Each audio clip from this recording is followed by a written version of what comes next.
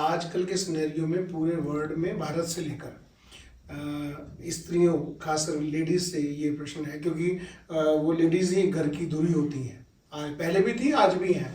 तो उनमें इम्पेशेंस जो है ना, इम्बैलेंस कोई चीज़ है बहुत ज़्यादा। पहले रहते ना, धरती के साथ ही कंपैरिजन है नारी का, तो ये बहुत ज़्यादा आ गया बच्चियों में और जो माताओं में भी आया है। और उसकी वजह से बड़ा मेंटली जो है ना वो स्ट्रेस पुरुष झेलते हैं। मैंने बहुत सारे को रीड किया है, अच्छा वाला पुरुष खराब हो जाता है।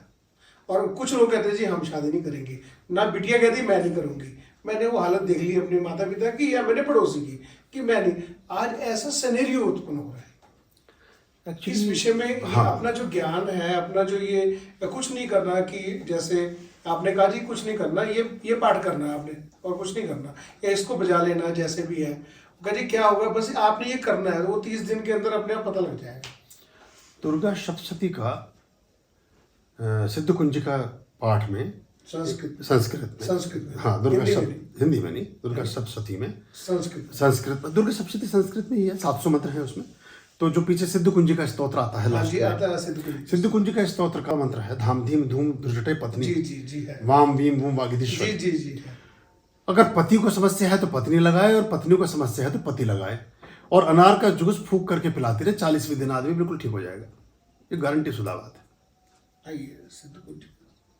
40वें दिन वो शिकायत खत्म हो जाएगी। अब ये शिकायत क्यों आई? ये तो हुआ एक पक्ष रिचुअल का बाकी। ये क्यों आई? ये पुरुषों की देन है, ये पुरुषों की देन है। हम फेक कमिटमेंट करते हैं, हम त्वरित लाभ के लिए अभी समस्या का समाधान हो जाए, बोले तो दिलवा दूंगा ना जन्मदिन पे, तो हार दिलवा दूंगा जन्मदिन पे। अब वो जन्मदिन का इंतजार कर रही है। अच्छा, बच्चे भी देख रहे हैं। अब जन्मदिन वाले दिन आप भूल ही गए जन्मदिन भी था आज, और वो एक एक दिन गिन रही थी कि मेरा जन्मदिन पे हार मिलेगा। अब उसे हार गले का तो मिला नहीं, उसे स्टेटमेंट की हार दे दी आपने डिफीट दे दी उसको एक। अब वो उसे लगा कि ये आदमी झूठा है, ये आदमी झूठ बोलता है। और बच्चों को भी बता दिया कि देखो तुम्हारे पापा ने वादा किया था, राजू ने ये भी याद नहीं कि इन्होंने ये किया। ये तो हार की बात हो गई। इसके अलावा बहुत सारी चीज़ों की बात हो गई। जब वो मेला लगेगा ना छड़ियों का, तो मैं पूरे परिवार को, आप लोगों को टैक्सी बुक करके कुछ भी करके घुमाने लेके जाऊंगा। मेला खत्म भी हो गया। घर वाली ने कहा जी मेला तो परसों खत्म हो गया, सोमवार को आप कहाँ थे? बोले तुम्हें बताना चाहिए था। हम अपने कमिटमेंट्स को टेम्परेरी रूप से पार करने के लिए उस समय उस समस्या की हामी भर लेते हैं। ये नहीं करना चाहिए। इससे एक तो अविश्वास पैदा होता है, रिग्रेट पैदा होता है, अनादर पैदा होता है, और जुड़ाव कम होता जाता है। आप पहले ही कहें देख मेरे पास आज व्यवस्था नहीं है, तो अपने 100 रुपये जोड़ती जा। जिस दिन तेरे 10,000 हो जाए जाके खुद हार लेके चली आइयो। मेरे सारे मैंने ले लिया कर 100 रुपये, मैं इससे ज़्यादा तेरा नहीं कर सकता। अब उसके मन में श्रद्धा, विश्वास और आदर पैदा होगा। तो बहुत सारी चीज़ों में फेक कमिटमेंट धीरे धीरे डिटैचमेंट पैदा करते जाते हैं, अलग करते जाते हैं। मतलब कुछ और भी कारण हो सकते हैं, लेकिन ये भी कुछ मूलभूत कारण है। और दूसरा जो परवरिश हम दे रहे हैं, हम जब चुनते हैं, मृणाल पांडे हिंदुस्तान टाइम्स की एडिटर थी, वो एक एडवर्टाइजमेंट छापती थी दैनिक हिंदुस्तान में, वर चाहिए वधू चाहिए। मैंने उनसे कहा किसका वर चाहिए और किसकी वधू चाहिए? वर होता है तब जब पाणी ग्रहण हो जाता है, और वधु होती है जब उसका संस्कार हो जाए। तुम्हें सुयोग्य कन्या और सुयोग्य पुरुष की आवश्यकता है, ऐसा एडवर्टाइजमेंट देना चाहिए। और एक भी विज्ञापन में आपको ये नहीं लिखा कि कोई हमें सुयोग्य व्यक्ति चाहिए। आपने लिखा कि 4 अंकों वाले आय वाले को वरीयता, सरकारी सेवारत को प्राथमिकता, अपना कोठी मकान जायदाद वाले को प्राथमिकता। आपने आदमी तो चुना ही नहीं, आप तो फैक्ट्री लगाने चले हो। आप तो जब फैक्ट्री लगाई है तो पार्टनर हो गए 2 अलग अलग हिस्सेदार। अब जिसको ज़्यादा लाभ हानि दिख रहा है वो वैसे रोल प्ले कर रहा है।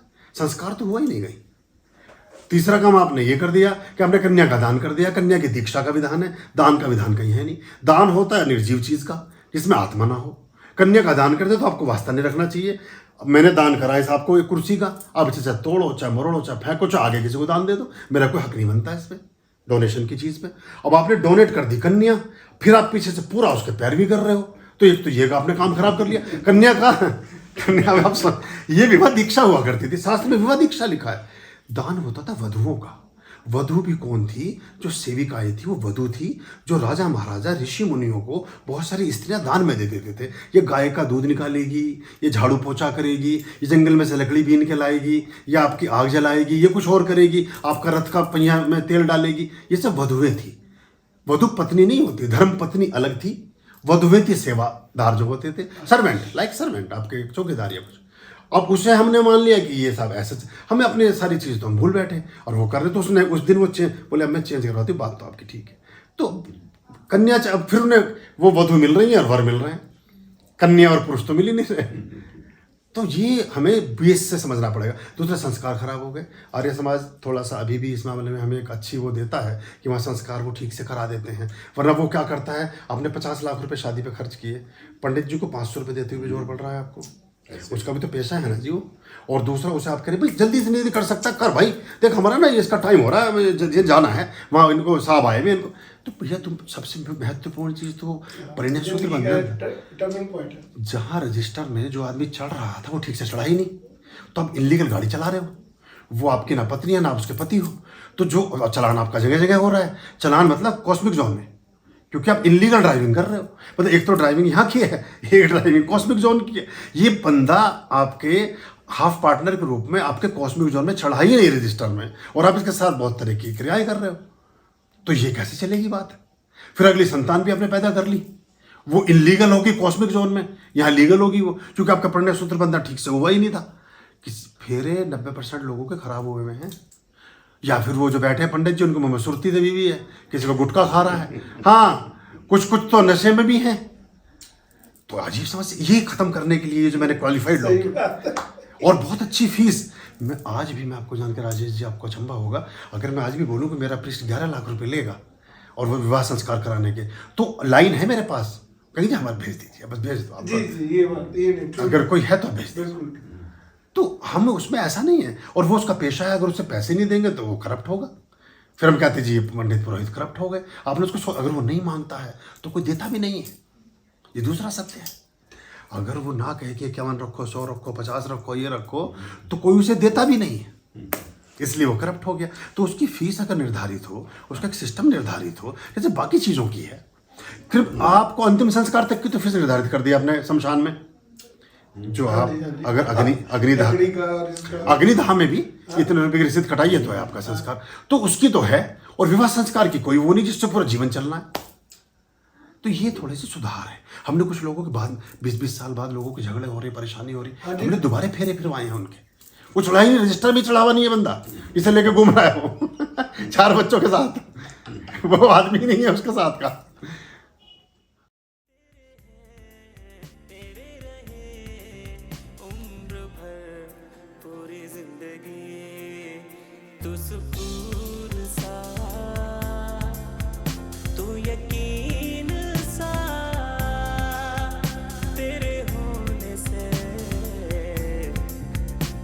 हसीन सा तू सुकून